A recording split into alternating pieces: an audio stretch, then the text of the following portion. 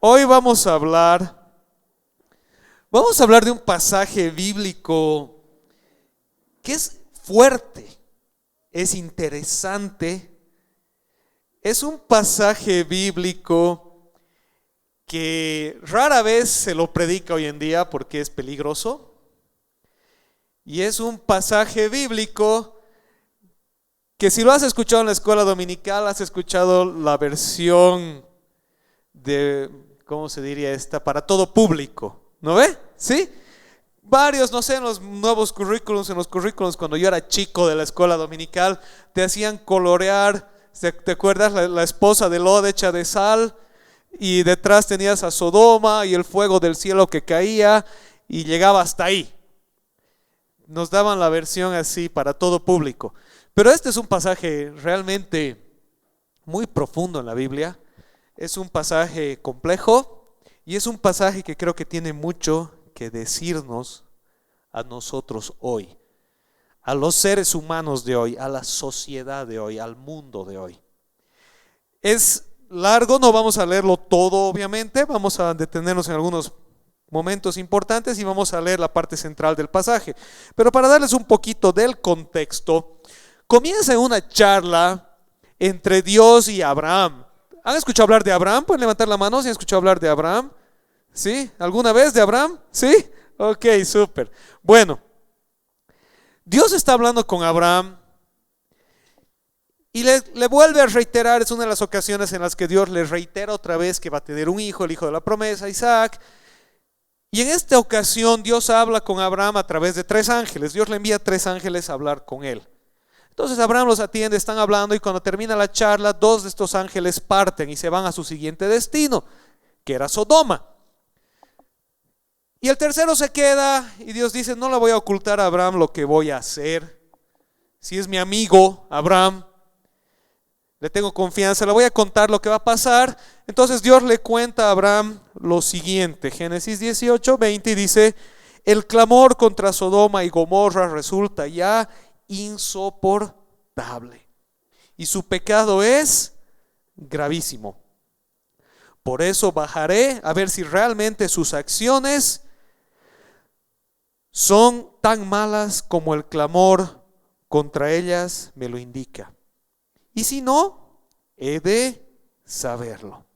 Entonces Dios le cuenta a Abraham, básicamente le dice a Abraham: mira, hay un clamor espiritual que se ha levantado contra Sodoma y Gomorra porque su pecado ha llegado al colmo.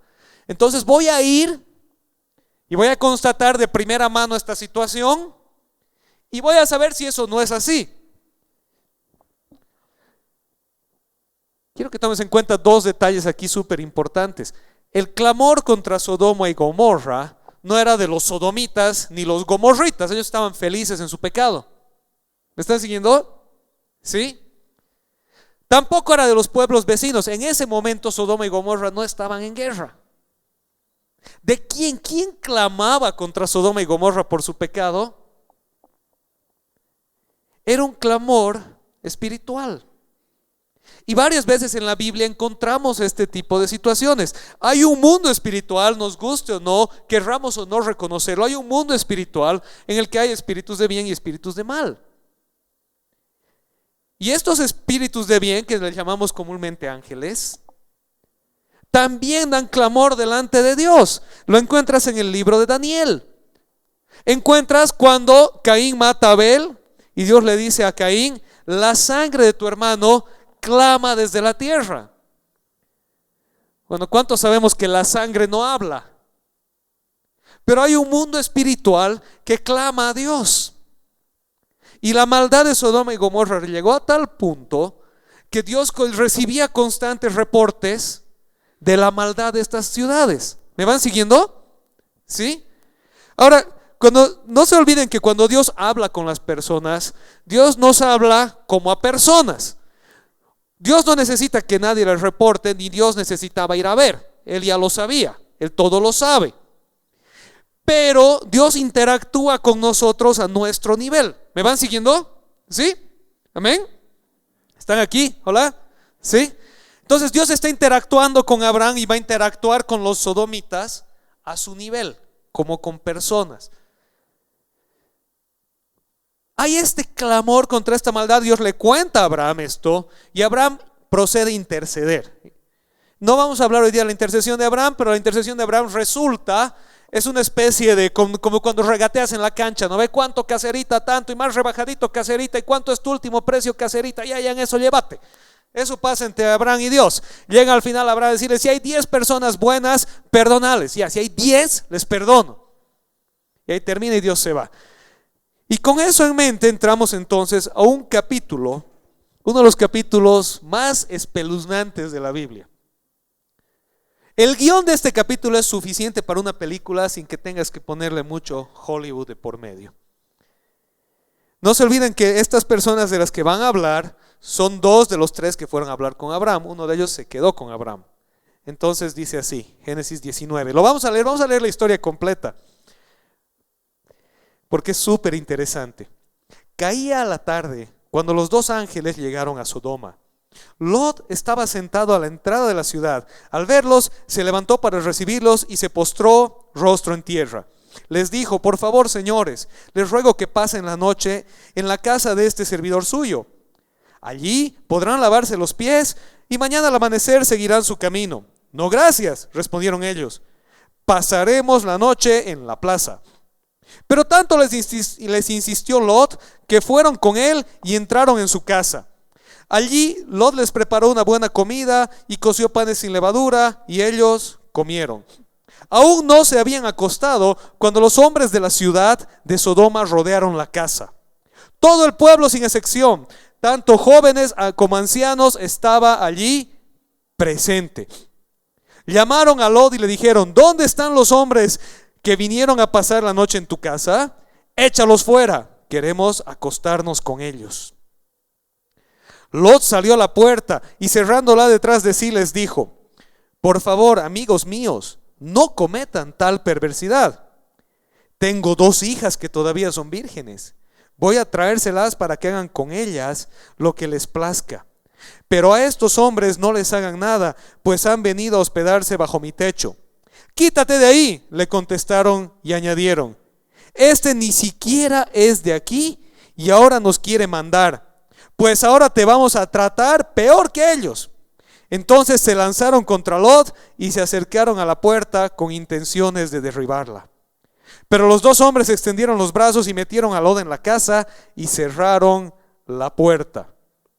Luego a los jóvenes y ancianos que se agolparon contra la puerta de la casa los dejaron ciegos, de modo que ya no podían encontrar la puerta.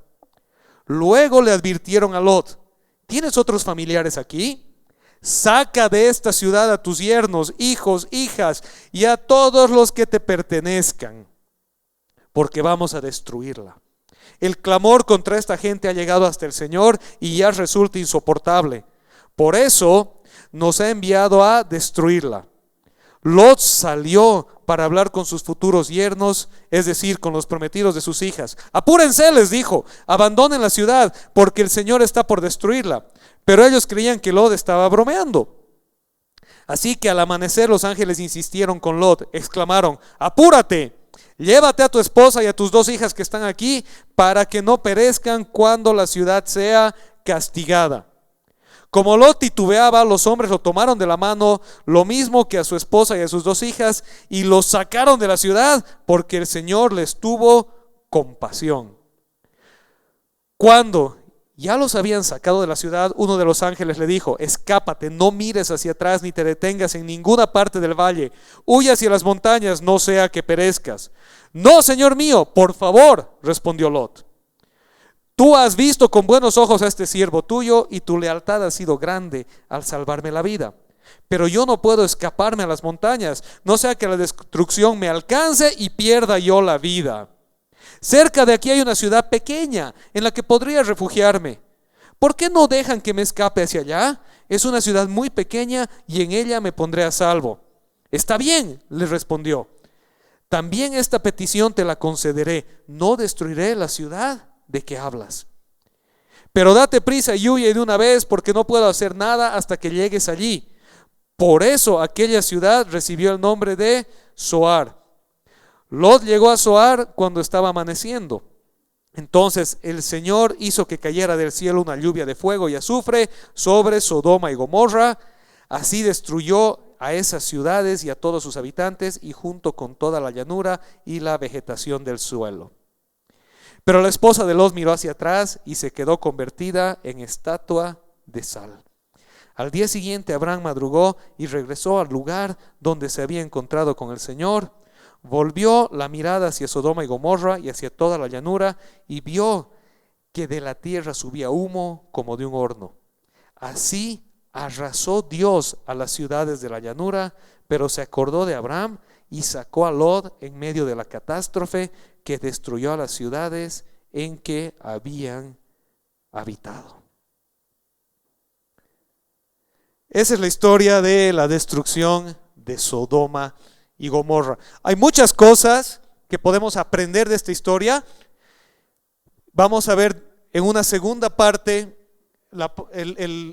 el valor de la intercesión en esta historia, pero hoy nos vamos a enfocar en el eje central, que son los pecados de Sodoma. Pueden decir conmigo para que no se duerman: los pecados de Sodoma. Ahora, vamos a entender ahorita por qué lo hemos vuelto plural, los pecados de Sodoma. Porque si tú lees el texto dice el pecado de Sodoma, pero tenemos que entender pecado en dos maneras. Hay dos maneras bíblicas de entender pecado. Esto es súper importante. El pecado como la esencia misma de la maldad, ese es el pecado como sustantivo, ¿sí? El pecado de la humanidad, mi pecado, es la esencia misma de la maldad que hay en mí, esa tendencia natural que el ser humano tiene a hacer el mal, eso que nos destituye de la gloria de Dios. ¿Vamos bien? ¿Me están siguiendo? Y los pecados son las manifestaciones de ese pecado, es la manera como yo llevo adelante el pecado. ¿Me van siguiendo? ¿Sí? Los pecados son el tipo de cosas malvadas que hago, que hacemos, que hacen evidente el pecado en mí. ¿Sí? ¿Me explicó? ¿Me están siguiendo? ¿Sí? Entonces, la maldad, cuando entendemos que el pecado de Sodoma llegó a su cúspide, tenemos que entender no como algo que Sodoma hizo, sino como la maldad de Sodoma. Y vamos a ver la maldad de Sodoma en qué estaba reflejada y qué importancia tiene para nosotros hoy. ¿Vamos bien? ¿Me van siguiendo? Y lo vamos a dividir en tres escenas. La escena 1 dice que los ángeles llegan a la ciudad. Esto está en los versículos 1 y 2. Y dicen que Lot estaba sentado a las puertas de la ciudad y ahí se encuentra con los ángeles. Y también, si recuerdan, Lot les dice: vengan a mi casa a pasar la noche conmigo. Y ellos le dicen: no, vamos a dormir en la plaza. Ahora, en esa época la plaza y la puerta eran equivalentes. Y tengo un pequeño videito para que puedan ver cómo eran las puertas de la ciudad en esas épocas, para que tengan una idea visual de dónde es que Lot se encuentra con ellos. Espero que el video ayude. Esta es la entrada, esta es la puerta de entrada al Palacio Real, y aquí podemos ver estos espacios en la entrada, y es aquí donde la gente se sentaba, como escuchamos en el libro de Ruth, a negociar a la puerta de la entrada de la ciudad. Esta es la puerta de entrada, y estos espacios son como cortes judiciales, lugares de negociación, lugares de reconciliación. Ok, no sé si han podido apreciar en el video, esa es la ciudad de Megiddo, pero la puerta de la ciudad, cuando leemos en la Biblia la puerta de la ciudad, no tenemos que entender una puerta como la pensamos hoy. La puerta de la ciudad era en realidad el camino de entrada a la ciudad. ¿Y qué había en la puerta de la ciudad? Habían, como han visto en el video, una serie de espacios, y en esos espacios es donde todo sucedía, donde se hacían negocios y donde se llevaban adelante los juicios, ¿sí? Entonces, tú ibas y ocupabas uno de esos cuadrados, uno de esos cubículos, y te sentabas ahí y empezabas a hacer negocios con la gente. O habían jueces establecidos por el gobierno de la ciudad que se sentaban ahí, y tú llegabas con las personas para presentar tu caso delante de ellos. El hecho de que Lot haya estado sentado a la puerta de la ciudad quiere decir que Lot era una persona que estaba integrada en la sociedad de Sodoma. ¿Estamos bien? ¿Sí? Lot estaba integrado, tenía un cuadrado en la puerta, estaba haciendo comercio en la puerta, él era parte de la sociedad. Y ahí es donde se encuentra con estas personas. Entonces, Lot los invita a su casa y ellos le dicen: no, vamos a pasar la noche aquí, en este lugar, ¿sí? Nos vamos a quedar acá, en otras palabras. Y Lot les dice: no, por favor, vengan a mi casa. Escena 2, versículos 4 al 11, dice así, el texto nos cuenta que una vez que Lot llega a su casa con estos alojados, les hace comida, les hace una comida rápida. El pan sin levadura quiere decir un pan que no tuvo tiempo de cocerlo como para que la levadura crezca. Se les hizo una comida de la noche, ¿sí? Preparó algo rápido para darles de comer. Lo que el texto nos está contando es la rapidez de los eventos. No estamos hablando de un periodo largo de tiempo. Se ven en la puerta, van a la casa, Lot les prepara la cena, una cena rápida, no sé, como que haces cocer un arroz y le rompes un huevo, algo así les está haciendo Lot. No terminan de comer, la puerta. Y sabes que el texto es enfático y nos dice que todos los hombres de la ciudad fueron a la puerta. No los vecinos, no la gente que lo había visto entrar. Alguien va por la ciudad de Sodoma y empieza a avisarle a la gente y a llamar a la gente. Y gente de toda edad y de todo rincón de la ciudad fue a la puerta de Lot. Fue a la puerta de Lot ¿con qué intención? Con la intención de violar a estos hombres. Para eso fueron. Le dijeron: Lot, sácalos de tu casa porque queremos acostarnos con ellos. Si alguien, porque ahora está muy de moda ver en videos en TikTok que dicen que el pecado de Sodoma no era un pecado sexual, sino un pecado de hospedaje. El texto hebreo dice que le dijeron a Lot: sácalos de la casa porque queremos conocerlos, ¿ya? Pero el problema es que esa palabra conocerlos es una palabra que se usa en el Antiguo Testamento frecuentemente, por lo menos 17 veces en el Antiguo Testamento, para traducir queremos tener relaciones sexuales con ellos. De hecho, cuando dice que Adán conoció a Eva y tuvo a su hijo Set, es la misma palabra. Cuando dice que Abraham conoció a Sara y tuvo a su hijo Isaac, es la misma palabra. Es una manera en el Antiguo Testamento, un vocablo para decir relaciones sexuales, acostarnos con alguien. Y el contexto es evidente de que está hablando de que esta gente quería tener relaciones sexuales con los invitados de Lot. Entonces, ¿qué hace Lot? Lot les dice: no cometan tal perversidad, por favor no hagan este tipo de maldad. Y luego Lot hace algo inaudito, algo que ni nos imaginaríamos hoy día, algo que sería terrible. Les ofrece a sus hijas. Les dice: ¿se acuerdan? Hemos leído hace un rato, tengo 2 hijas vírgenes, tomen y hagan con ellas lo que quieran. Tengo aquí un pequeño ayuda a memorias que dice: por inaudito que parezca ahora, las normas sociales de la época dictaban que el anfitrión era responsable del bienestar de sus huéspedes, aún en detrimento de su propio bienestar.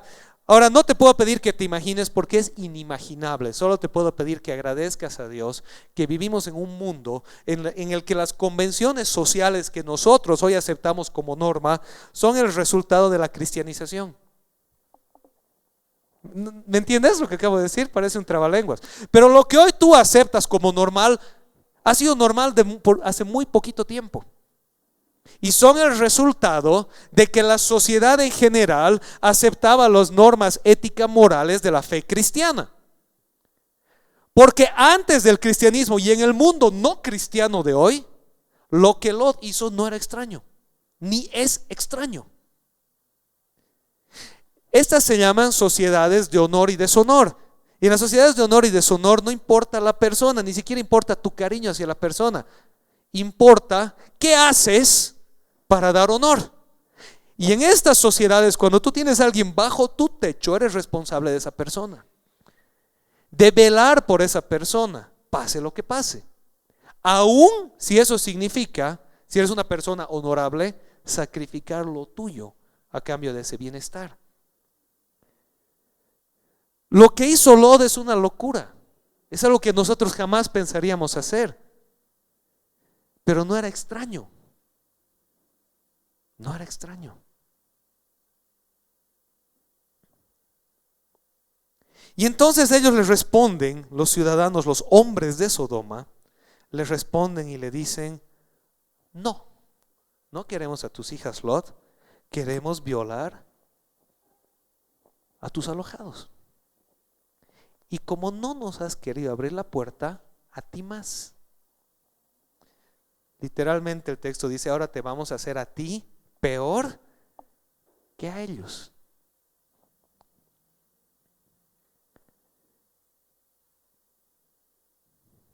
Vamos a hacer una pequeña lista entonces de los pecados de Sodoma. ¿Qué es lo que estaba pasando en Sodoma? ¿Cuál era la maldad de los sodomitas? Y vamos a listar simplemente 4, y cada uno de estos 4 está en contra de algo explícitamente dicho por la ley de Dios. Y antes de ver estos 4, quiero que entiendas que este relato de Sodoma y Gomorra es antes de Moisés. ¿Estamos bien? ¿Sí? Es antes de Moisés. Muchos años antes de Moisés. Dios le dio su ley a quién? A Moisés, ¿verdad? Pero la ley que Dios le dio a Moisés no era una ley que Dios se la acababa de inventar. Era lo que Dios siempre esperaba de la humanidad. Era como Dios quiere que la humanidad viva. Pero la humanidad se había olvidado de Dios al punto de rechazar esa ley natural, esa ley de la conciencia y ley del corazón, y endurecer su corazón al punto que Dios tuvo que, en más de una ocasión, destruir pedazos enteros de la tierra. ¿Vamos bien? ¿Me están siguiendo? ¿Sí? Y cuando Dios le da la ley a Moisés y luego les dice por medio de Josué a los israelitas: van a entrar a la tierra de Canaán y van a arrasar con esas poblaciones de Canaán y no se van a contaminar con ellos, es porque los pobladores de Canaán eran muy parecidos a los pobladores de Sodoma. ¿Qué hacía esta gente? Violaba, mataba, sacrificaba niños. ¿Me van siguiendo? ¿Sí?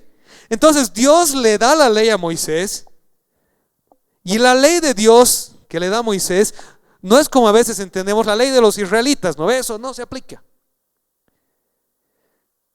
Dios hace evidente la manera como Él quiere que vivamos. Ahora Jesús viene y Jesús dice que cumple la ley, y el apóstol Pablo dice que ahora no estamos bajo la ley de la carne, sino bajo la ley del Espíritu.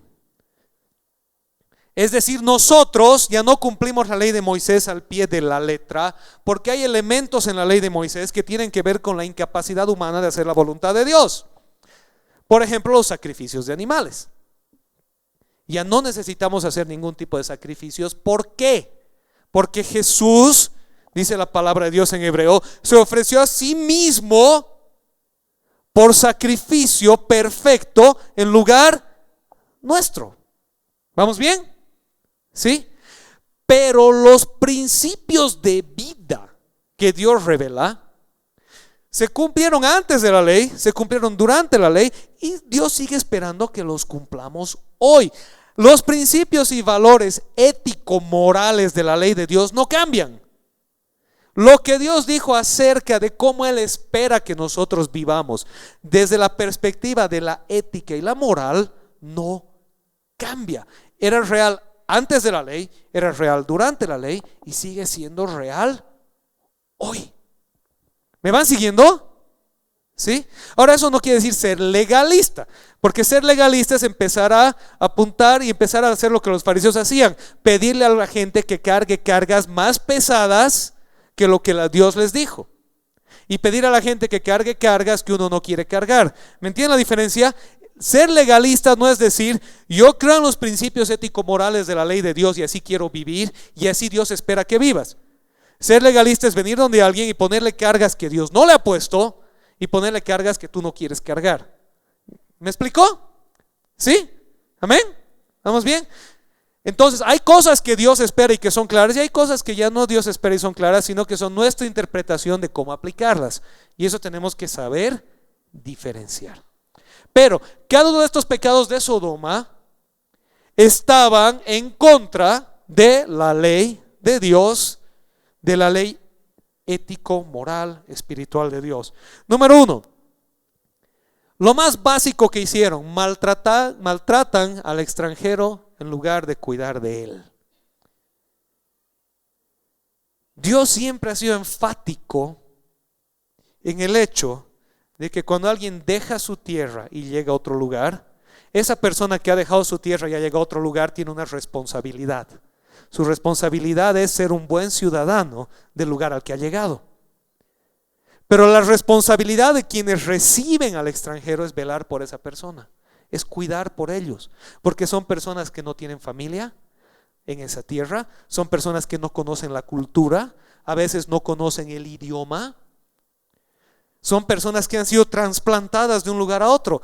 Y Dios, desde el mismo Abraham, Dios lo hizo extranjero. Abraham era de Caldea. Dios lo llevó a Egipto y de Egipto lo devolvió a Judea, lo que en esa época era Canaán. ¿Me están siguiendo? Desde el principio la historia del pueblo de Dios ha sido una historia de inmigrantes. Desde Abraham para adelante.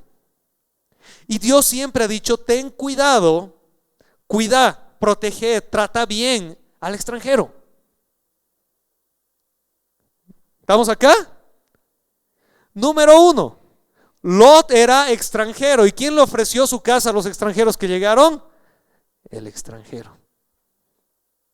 La gente de Sodoma no cuidaba del extranjero y más, querían dañarlos.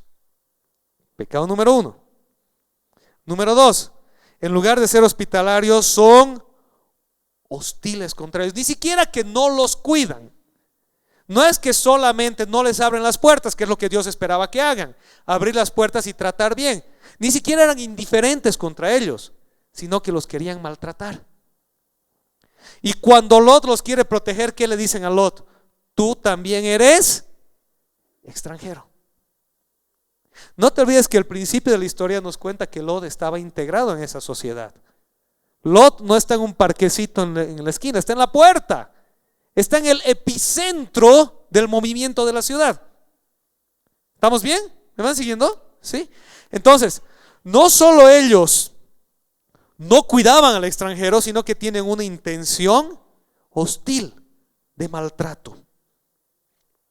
Tercera cosa, amenazan con violar sexualmente a un grupo de personas sin ningún reparo. No eran hostiles contra los extranjeros para decir, no, están aquí, tienen que pagar un impuesto de viaje. O cómo van a estar en tu casa, Lot, que se vayan a un alojamiento. O queremos saber qué clase de gente son para ver si son o no seguros. Dicen, queremos violarlos. Nos gustan, son simpáticos. En Sodoma puro feíto se veían. Todos chatitos, morenitos, no sé. Y entonces llegan los extranjeros, más chatitos y morenitos, más simpáticos, ¿no? Llegan los extranjeros y les parecen bonitos a la vista y dicen, ahora sí, vamos a hacer con ellos lo que querramos. Y cuando Lot les dice no, le dicen, bueno, a vos más, Lot, entonces. Y peor que a ellos. Número 4. Prefieren llevar adelante relaciones homosexuales, demostrando así su completo abandono por todo orden divino. Dios les dice, ya, si están tan exacerbados ahorita, aquí están mis hijas. Ya les habló de eso hace rato, no vamos a volver a analizar ese punto. Y les dicen, no, queremos a ellos y a ti.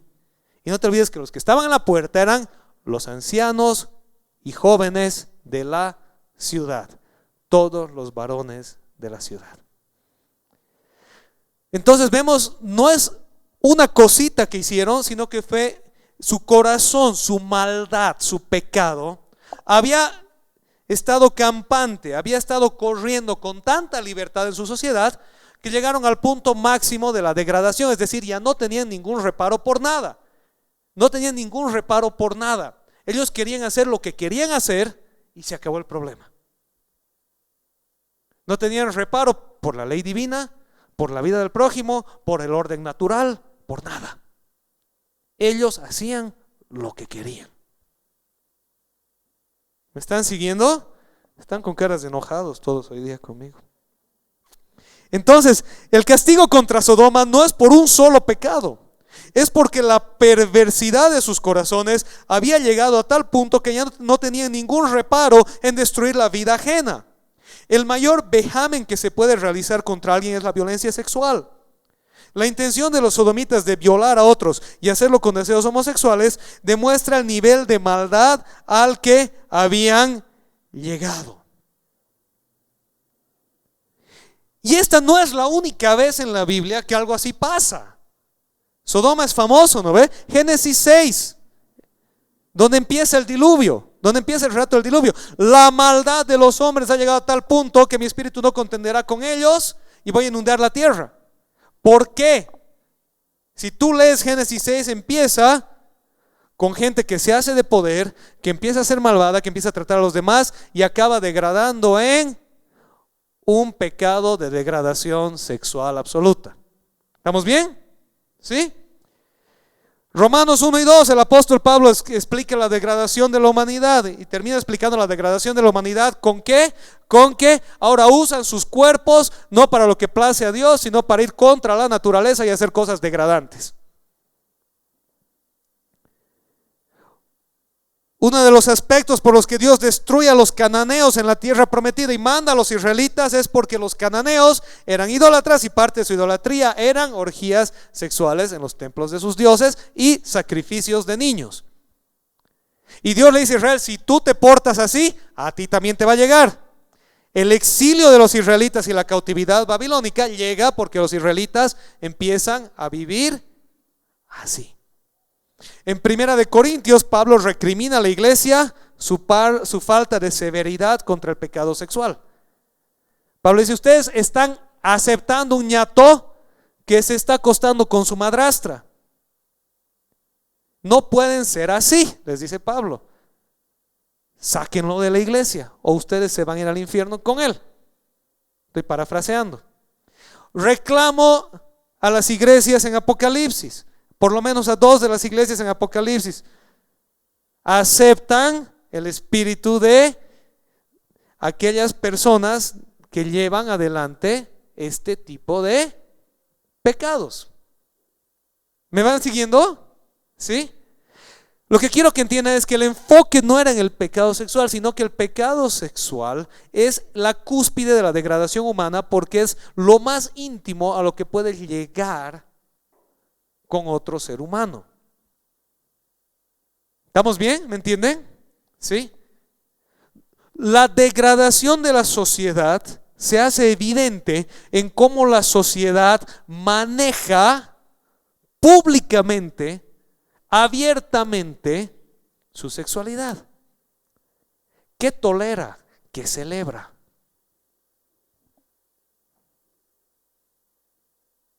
¿A quién y qué defiende? Es duro. Pero como les cuento, Sodoma y Gomorra son un ejemplo de una constante que vas a encontrar en toda la palabra de Dios. Y nuevamente el pecado de Sodoma no era que eran gays. No era, porque a veces se dice, Dios los castigó por ser gays. No, Dios los castigó por su maldad. Pero su maldad se hizo evidente en toda su sociedad, en su manera de ser. Y parte de eso sí era su desorden sexual. ¿Me entienden? ¿Me explicó? ¿Sí? Y era un pecado de la sociedad sodomita. No era que había una persona ahí que tenía, alguien que vio a Lot entrar y dijo, vamos con sus cuates pandilleros. Llamó a la gente y toda la gente fue a aplaudirle. Se fueron a aplaudir el desfile del pecado. ¿Me explicó? ¿Sí? Una sociedad que tolera y aplaude la degradación y perversión sexual es una sociedad que ha llegado a los límites de su afrenta hacia Dios y que va a camino hacia su destrucción. Escena 3.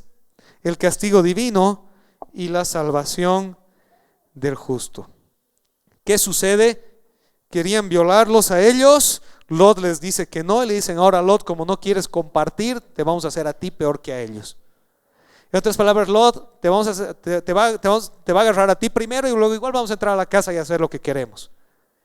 Pero los dos ángeles toman a Lot, lo meten a la casa y dice que enceguecen a la gente. Nuevamente, no es la única vez que vas a encontrar esto. Hay un relato entre Eliseo y su criado que estaban a las puertas de la ciudad, y venía el ejército de los filisteos a atacarlos, y su criado le dice a Eliseo: ¿qué vamos a hacer? Son muchos contra nosotros. Y Eliseo le pide a Dios que le abra los ojos, y ve una hueste de ángeles en el cielo. ¿Y qué hacen los ángeles? Enceguecen al ejército enemigo, ¿sí?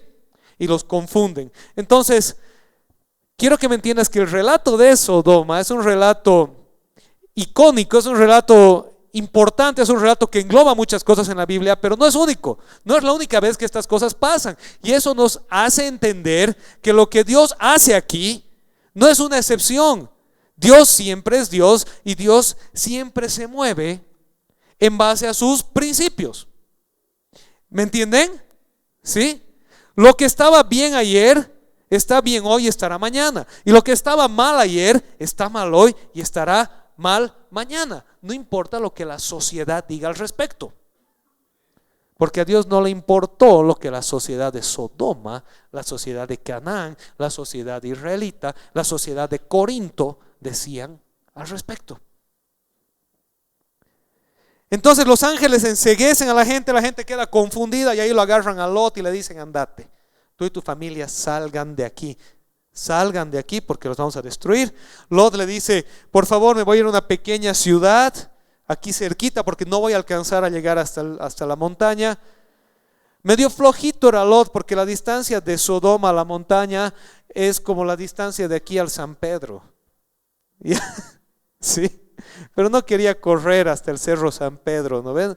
Medio flojito era, entonces quería llegar a Calacala nomás y quedarse ahí. Ya los que son cochabambinos entienden la referencia, ¿sí? Y Dios le dice: ok, por vos, Lot, voy a perdonar esa ciudad, ese pedacito lo voy a perdonar y no lo voy a destruir. Y Lot y su familia son salvados. De una u otra manera, el castigo llegará por el pecado y la maldad que corre sin control en una sociedad. Una sociedad inmersa en el pecado producirá un infierno en la tierra. Y ya vamos a terminar con este tercer punto. Lot es salvado por Dios, y este es otro tema que es transversal a toda la Biblia. El castigo contra la maldad, el castigo que Dios ejecuta contra la maldad, es contra la maldad, pero Dios perdona al justo. ¿Me están siguiendo? Dios perdona al justo. Y ese es uno de los temas principales del malentendimiento que la mayoría de la gente tiene contra Apocalipsis, porque Apocalipsis está lleno de copas de ira. Y Dios abre las copas de ira y abre los sellos de ira, y suenan las trompetas de ira de Dios, y empiezan a caer una serie de juicios de Dios contra la tierra. Y todos los cristianos le tienen miedo al Apocalipsis. La gran tribulación, ¿qué voy a hacer? Pero Dios reitera vez tras vez tras vez en su palabra que Él va a librar al justo de su castigo. ¿Estás aquí? Entonces, todas esas copas de ira y trompetas y sellos del Apocalipsis no te van a tocar si, al igual que Lot, al igual que Elías, al igual que los remanentes fieles durante toda la historia, tú permaneces bajo la cobertura divina. ¿Me explicó? La maldad del mundo sí te va a querer tocar, así como a Lot, así como a Elías, así como a los apóstoles. El mundo sí va a estar en tu contra, pero el juicio de Dios y el castigo divino, cuando llegue, no va a llegar contra ti. Amén. ¿Estamos bien? Pero el castigo divino, tarde o temprano, de una u otra manera, llega. Y les he explicado Génesis 6 y hemos leído Sodoma y a los israelitas y a los cananeos y lo que pasa en Apocalipsis. ¿Por qué? Porque quiero que me entiendas que no es una receta, no es un diluvio, no es fuego del cielo. A veces Dios ha usado ejércitos, a veces ha usado sequías, ha usado diferentes cosas y muchas veces la misma sociedad que ha implosionado, se ha destruido a sí misma. ¿Por qué? Porque la maldad se ha dejado correr sin ponerle un alto. ¿Me explicó, no? ¿Me están siguiendo? Y por eso, de una u otra manera, el castigo llegará por el pecado y la maldad que corren sin control en una sociedad. Una sociedad inmersa en el pecado producirá un infierno en la tierra. ¿Sabes qué? Una sociedad en la que no hay un alto a la maldad es una sociedad en la que tarde o temprano vas a vivir en un infierno en la tierra. Sodoma era la ciudad más libertina del planeta. Era libertina, podías hacer lo que quieras, podías identificarte como quieras, podías ser quien quieras.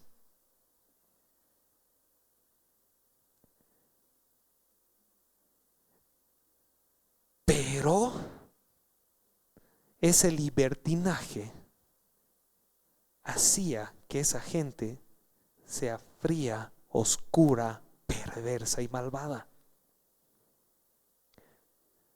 Porque ellos podían hacer lo que querían. Y si alguien les decía que no, lo destruían.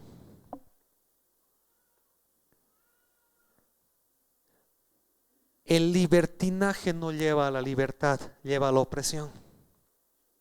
¿Me están siguiendo? ¿Están aquí? Vamos a ir concluyendo. Quiero mencionarles algo brevemente.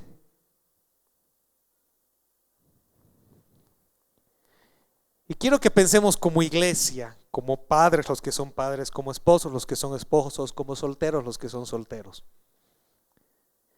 ¿Qué clase de sociedad estamos viviendo y qué clase de sociedad estamos creando? ¿Qué estamos tolerando? ¿Qué estamos celebrando? ¿Qué estamos aplaudiendo? Positiva y negativamente. Pero te hago una pregunta. ¿Tú celebras con un amigo tuyo? ¿Le aplaudes y te alegras cuando te dice, me voy a casar? ¿O le empiezas a decir de todo? Se va a acabar tu libertad. ¿Qué vas a hacer de tu vida? Tan jovencito como pues. Conoce, disfruta. ¿Qué sociedad está alimentando tu mentalidad? Cuando alguien te dice, voy a tener un hijo. Uy, ahora sí, chao, frito. Uy, vas a sufrir. Has de ver. O le dices, gloria a Dios. Gloria a Dios que te ha bendecido con el regalo más hermoso que te puede dar. Cuando alguien está soltero y te dice, ¿sabes qué? Yo estoy llevando mi soltería como Dios ha descrito que la lleve. ¿Y qué le dices? Manco, friendzone. No estoy diciendo por si acaso que no seamos alegres, que no hagamos bromas. Hay una diferencia entre un chiste y una broma y algo que está enraizado en tu mentalidad. ¿Me entiendes la diferencia? ¿Me entiendes la diferencia entre una broma y algo que está enraizado en la mentalidad de alguien? Lo que está enraizado en tu mentalidad es aquello que celebras y es aquello que atacas.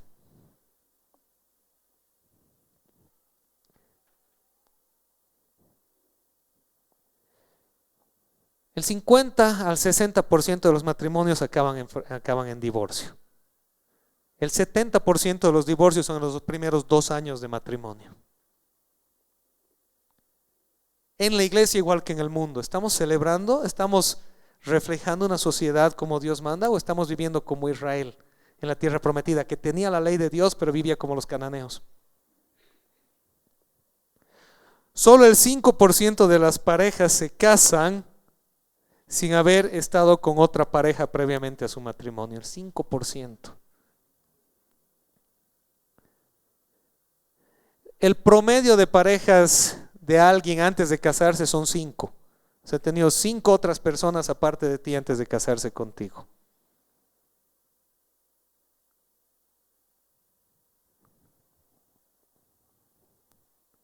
La edad de matrimonios es cada vez más tardía y el problema que tienes es que mientras más tarde se casan, más difícil es tener hijos.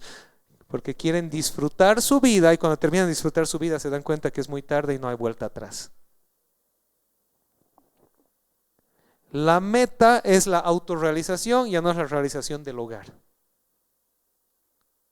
Y todo eso, si en tu cabeza estás diciendo está excelente, te estás empezando a preguntar qué sociedad está informando tu mentalidad. ¿Quién está marcando tu mentalidad? ¿Sodoma o Cristo?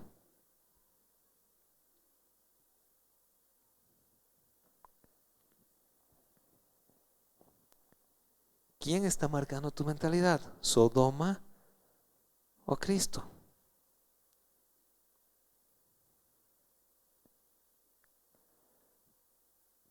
En reiteradas ocasiones hemos hablado, si estás en una relación donde hay abuso y maltrato, sal corriendo. Sal corriendo, no estés en una... Y si estás en una relación de pareja previa a casarte y hay tendencias de abuso y maltrato, corta esa relación.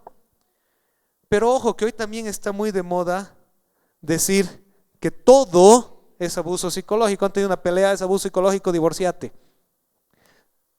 No le gusta tu corte de pelo, me abusa psicológicamente, me voy. No gana la cantidad de plata que quieres, me voy. El matrimonio es en salud o enfermedad, en bien o en mal, en alegría y en tristeza, hasta que la muerte nos separe. Y si te casas delante de Dios con alguien que conoce a Dios, no va a ser un abusador o una abusadora.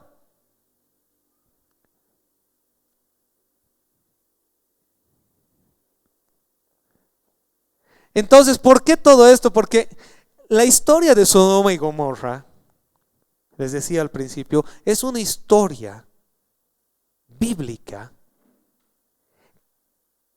que es casi un espejo de la sociedad de hoy. Es casi un espejo de la sociedad de hoy. Que aplaudimos, que celebramos, que toleramos. ¿Quién informa nuestra mentalidad? ¿Cómo manejamos nuestra vida? Y lo último que te quiero decir es esto. Dios habla del matrimonio como el reflejo en la tierra de su amor por nosotros. Cristo es el novio y la iglesia es la novia. En el Antiguo Testamento, Dios se refiere a Israel como su esposa y Él es el esposo. Y la intimidad del matrimonio es algo que te lleva a pensar y a reflejar y a meditar en la intimidad de Dios contigo. Una intimidad de vulnerabilidad, de puertas abiertas, de absoluta franqueza. Pero si tú estás haciendo de tu matrimonio lo que sea y de tu cuerpo un desfile, estás distorsionando y perdiendo de vista lo más hermoso del diseño de Dios para ti. Y luego te va a costar pedirle a Dios que limpie toda esa perversión que hemos grabado para poder entender su intimidad con nosotros.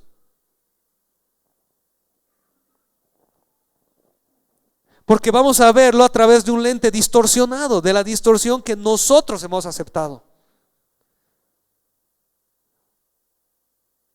Ahora, no importa con Dios cómo has vivido, cuánto has vivido, dónde has venido, no importa, a Dios no le interesa. A Dios le interesa encontrarse contigo hoy y decirte, de aquí en adelante camina conmigo.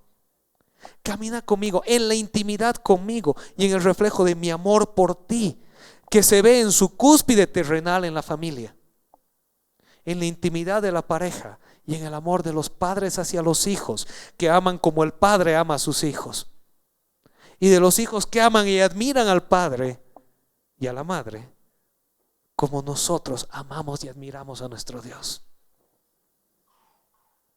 La familia no es un accidente social, es el reflejo más cercano en esta tierra a la intimidad que Dios quiere tener con nosotros. Y una sociedad que degrada, distorsiona y ataca a la familia es una sociedad que ha llegado a la cúspide de la maldad. Está camino a formar un infierno en la tierra. No importa cuál ha sido la familia de la que tú has venido, lo que importa es cómo vas a formar tu hogar. Y si eres soltero, ¿sabes qué? Los hombres que muchas veces Dios escogió para hacer la diferencia, Dios los separó del mundo para un llamado especial. No casi todos, pero muchos de los personajes bíblicos que conoces eran solteros. Pablo, Jesús, Elías, Eliseo, Isaías, eran hombres solteros, quienes Dios los separó para enfocarse en Él hasta el día que venga o no venga una familia. Pero mientras estás soltero, los valores éticos morales del principio del reino de Dios se aplican también a ti, para que no distorsiones la imagen de la intimidad de Dios en tu vida y luego llegue un momento en el que la quieras disfrutar y estés atravesado por todo lo que tú mismo te has metido. Amén. Están medio enojados conmigo, pero bueno, ¿podemos ponernos de pie, por favor? Terminaremos con esto. Ahora, a nosotros como iglesia nos toca ser diferentes. Nos toca ser aquellos que no viven conforme a las normas sociales del entorno, sino que viven conforme a los valores del reino de Dios. No será fácil, pero es el camino de la salvación al que fuimos llamados. De otra manera, seremos consumidos junto al pecado de nuestra sociedad.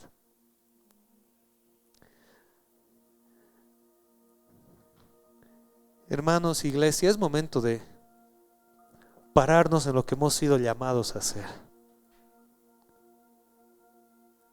La iglesia no es un club de aleluyas que se reúnen los domingos a cantar cosas bonitas.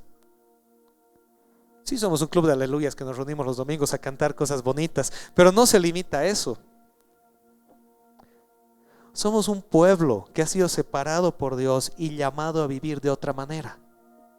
Llamado a vivir de otra manera.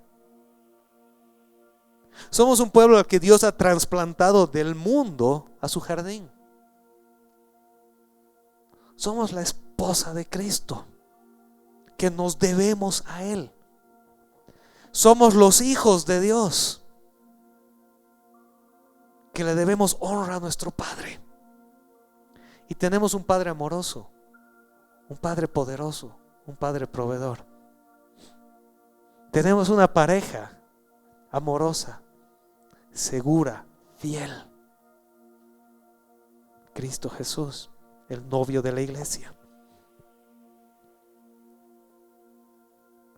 Pero vivimos en una sociedad que está llegando y cada vez avanza aceleradamente hacia la cúspide de la maldad, que cada vez se erosiona y se deteriora más. Una sociedad en la que millones de niños son asesinados cada año en el vientre de sus madres. Una sociedad en la que no es común ver a hijos que no conocen a sus padres, ver a mamás que abandonan a sus hijos. Y la iglesia no puede ser un reflejo de esa sociedad, porque si es así, la iglesia va a desaparecer junto con la sociedad y solo va a haber un remanente, como siempre Dios mantuvo.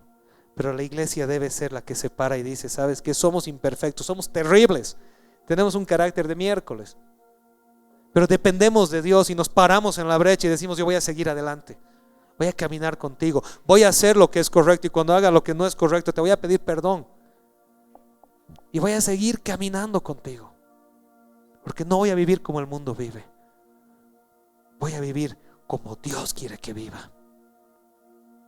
¿Oramos? Señor, el día de hoy te damos gracias, Padre, por tu infinito amor. Gracias, Señor, porque tú nos has dejado el registro en tu palabra de aquello que es bueno y aquello que no, lo que te honra y glorifica y lo que no. Y aquello que es bueno para ti es bueno para nosotros, Señor, porque tu voluntad es buena, agradable y perfecta, Señor. Y sí, Señor, vivimos en un mundo caído. Vivimos en un mundo donde el pecado reina y gobierna. Tu palabra, Señor, no es ignorante de eso y nos los dice. Y nuestra vida tampoco debe ser ignorante de esto. Debemos saber que vivimos en un mundo